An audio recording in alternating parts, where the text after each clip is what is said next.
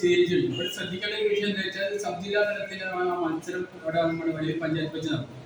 നിലവിൽ അതൊരു ഉത്സവമായിട്ടാണ് എടുത്ത് നടത്തിയത്.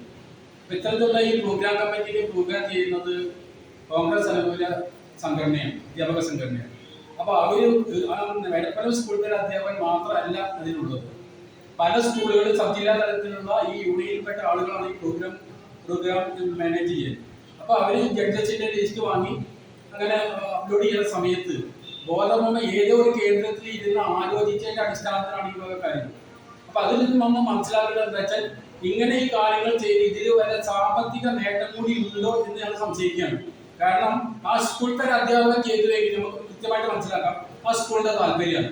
ഇത് ഒരു യൂണിയൻ കോൺഗ്രസിന്റെ ഈ സംഘടന സബ് ജില്ലാ തലത്തിലുള്ള സംഘടന ഇങ്ങനെ ഈ കാര്യങ്ങളെ സംബന്ധിച്ച് നല്ല ധാരണയുള്ള സംഘടനയാണ്. അപ്പൊ അവര് ഇങ്ങനെ ഒരു അട്ടിമറി നടത്തണമെങ്കിൽ അതിന്റെ പിന്നിൽ ഒരു സാമ്പത്തിക നേട്ടം. കാരണം ഞാനൊരു അധ്യാപകനാണെങ്കിൽ ഞാൻ ആ സംഘടനയിൽ പെട്ടതാണെങ്കിൽ എന്റെ സ്കൂളിൽ അപ്പൊ കിട്ടുമെന്ന് ആഗ്രഹിക്കും. ഇത് എടപ്പല സ്കൂളിൽ കിട്ടിക്കോട്ടെ എന്ന് ആലോചിക്കുന്നുണ്ടെങ്കിൽ അതിന്റെ പിന്നിൽ ഒരു സാമ്പത്തിക അട്ടിമറി.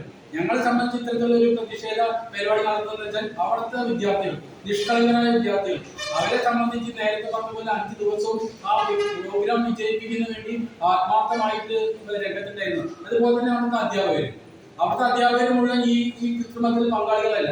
ആ യൂണിയനിൽപ്പെട്ട പിന്നെ 2-3 ആളുകളായി എത്ര പേരാന്ന് നമുക്കറിയില്ല. ആ യൂണിയനിൽപ്പെട്ട ആളുകളെ കൂടി ഒറ്റാശയോട് കൂടിയിട്ടായിരിക്കും ചെറുതാ കാര്യത്തിൽ. അപ്പൊ അധ്യാപകർ അവരും ഈ അവിടുത്തെ സ്കൂൾ കുട്ടികളുടെ പിന്നെ എന്താ പറയാ വിദ്യാഭ്യാസ താല്പര്യം മാത്രം മുൻനിർത്തിക്കൊണ്ട് അവർ അക്കാഡമിക്കായാലും ശരി കലാകായിക വിദ്യാലയം ശരി അത് ഉത്തമ താല്പര്യം എടുത്തുകൊണ്ട് രംഗത്തുള്ള അധ്യാപകരുണ്ട്. ഇപ്പൊ മൊത്തം സ്കൂൾ അധ്യാപകരുടെ പ്രശ്നമല്ല. ഈ യൂണിയൻ ഈ കോൺഗ്രസിന്റെ യൂണിയനിൽ പെട്ട ചില അധ്യാപകർ ചില കേന്ദ്രത്തിൽ ഇരുന്ന് ആലോചിച്ചതിന്റെ ഭാഗമായി അവർ എന്ത് നേരത്തെ പറഞ്ഞ പോലെ സാമ്പത്തിക നേട്ടവും ഇതിൽ പെടുന്നുണ്ടോ എന്ന് ആലോചിക്കണം എന്ന രീതിയിലാണ് ഞങ്ങൾ പറയുന്നത്. അപ്പൊ നമ്മുടെ കുട്ടികളോട് നമ്മൾ കൊടുക്കുന്ന സന്ദേശം എന്താ? നിങ്ങളുടെ ഒപ്പം പിന്നെ പാർട്ടി ഉണ്ട്. നിങ്ങൾക്ക് യാതൊരു ഈ സ്കൂളിൽ വന്നിരിക്കുന്ന കാണും. ഇപ്പൊ നാട്ടിൽ മുഴുവൻ ആ എടപ്പലം സ്കൂളിനെ സംബന്ധിച്ച് വളരെ മോശമായ പേരാണ്. ആ പേര് ഇവിടുത്തെ വിദ്യാർത്ഥികൾ നിഷ്കളങ്കരാണ്.